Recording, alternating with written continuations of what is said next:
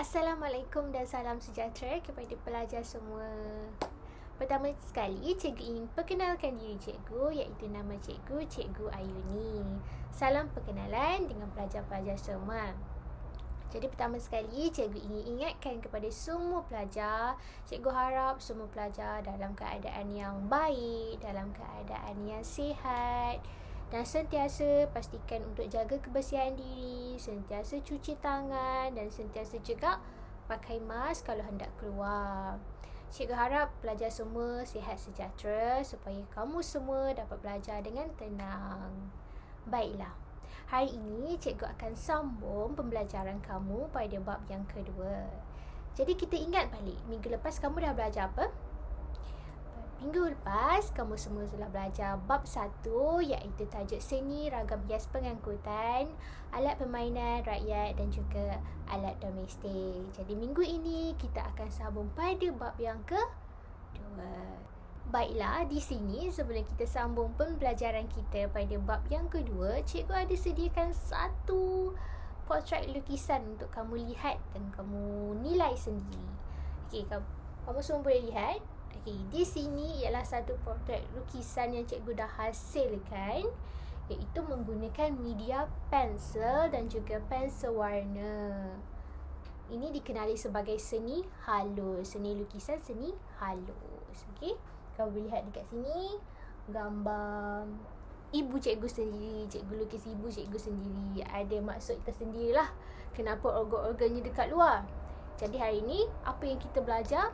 Kita akan belajar tentang tajuk seni lukisan. Kita akan belajar tentang sejarah, kita akan belajar tentang media, kita akan belajar tentang teknik-teknik lukisan dan juga last sekali kita akan belajar mengenai tokoh-tokoh terkenal pelukis Malaysia. Baiklah, untuk objektif pembelajaran kita pada hari ini, pelajar dapat mengenal pasti dan menyatakan definisi lukisan dan media kering. Seterusnya, pelajar juga dapat menjelaskan sejarah perkembangan seni lukisan dan karya pelukis tempatan. Dan last sekali, pelajar dapat membuat eksperimentasi dan penerakaan pelbagai media dan teknik dalam proses penghasilan karya lukisan. Baiklah pelajar, kepada sesiapa yang mempunyai buku teks, kamu boleh buka muka surat 16. Okey, pertama sekali kita akan mulakan topik kita dengan definisi seni lukisan, iaitu seni lukisan merupakan suatu teknik menggambar atau hasil kerja seni yang menggunakan media kering atau warna yang minimum. Media kering tu apa? Okey, media kering ini digunakan di atas permukaan dua dimensi 2D seperti kertas, kanvas, cardboard, plastik, papan dan juga dinding. Contoh media kering ialah pensel, krayon, pen, pastel, arang, pensel warna, dark white dan juga kapur.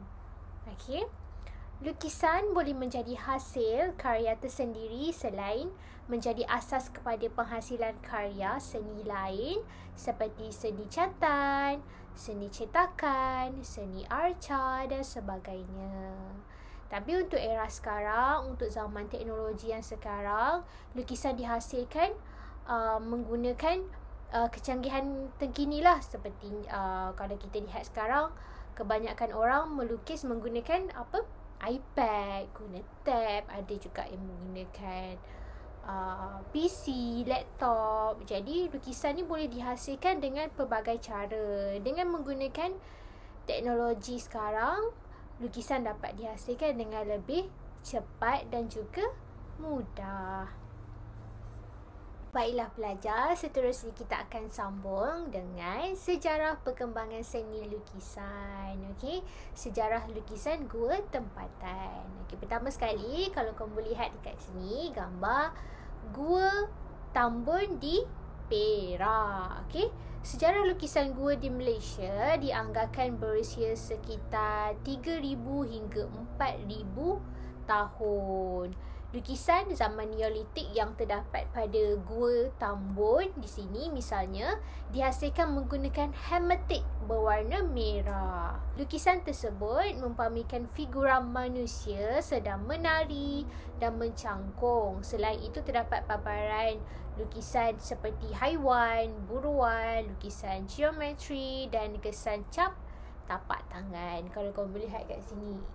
Jadi orang dulu-dulu ni dia dah pandai melukis lah. Dia dah cuba untuk melukis menggunakan hematik.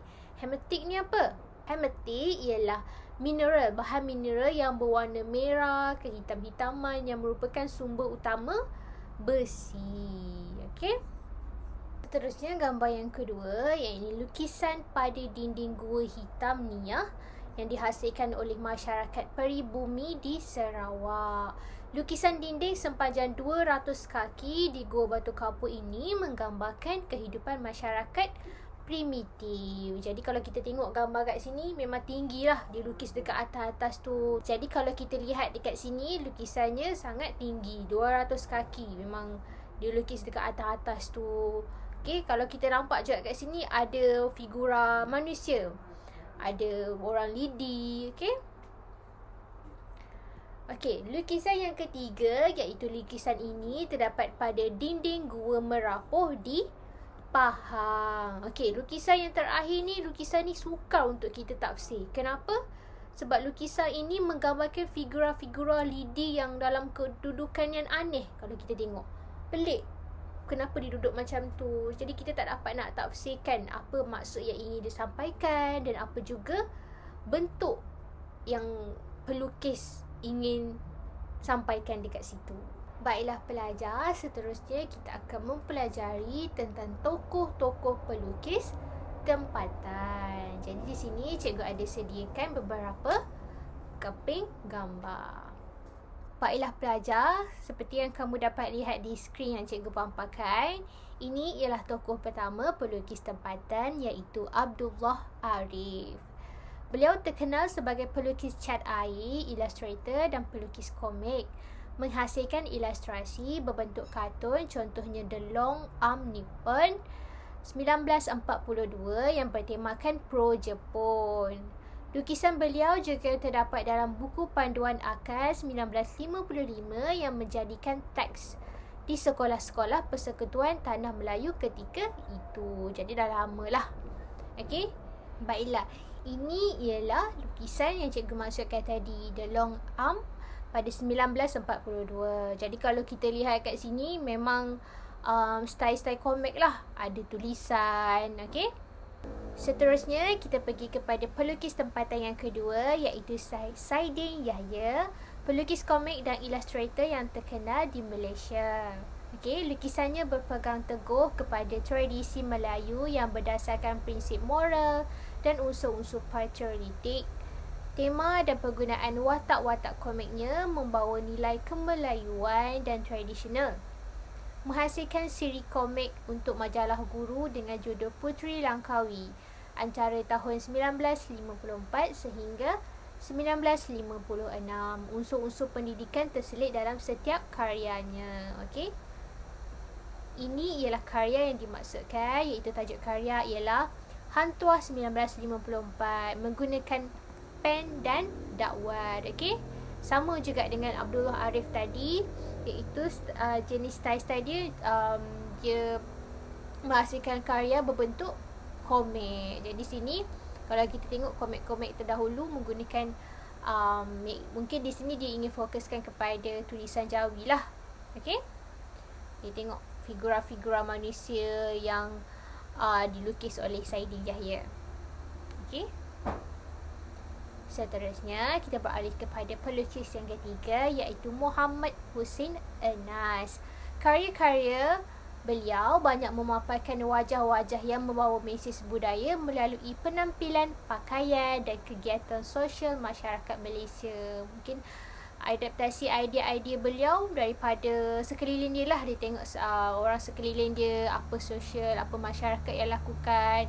Okey, dari situ dia dapat idea, jadi dia hasilkan karya menggunakan kegiatan masyarakat sekeliling. Okey. melukis menggunakan media pastel dan arang, iaitu juga salah satu media kering. Bapa Potret Malaysia dan digelar juga pelukis portret diraja. Orangnya sangat hebat ya. Seterusnya turut menghasilkan karya yang menggambarkan masyarakat peribumi Sarawak dan Sabah. Ini ialah hasil kerja beliau, iaitu Gadis Menumbuk Padi pada 1958. Okey, menggunakan media arang dan juga pastel. Cantik ni. Sangat nampak real lukisan dia ya. Okey, seterusnya pelukis yang keempat, iaitu Zulkifli Buyung, mendapat bimbingan daripada Patrick Ankah Ong, seorang pelukis terkenal, ahli Wednesday Art Group. Gemar menggunakan alam kanak-kanak sebagai tema karyanya. Okey, ni tema dia. Dia suka fokus kepada tema kanak-kanak. Okey, karya beliau menggunakan media soft pastel.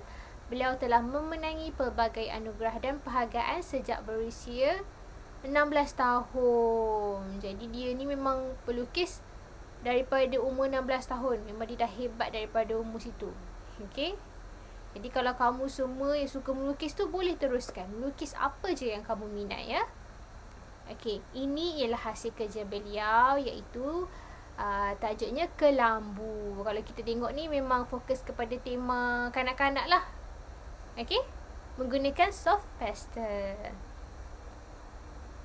Okey, seterusnya pelukis tempatan. Yang ni ramai orang kenal dia,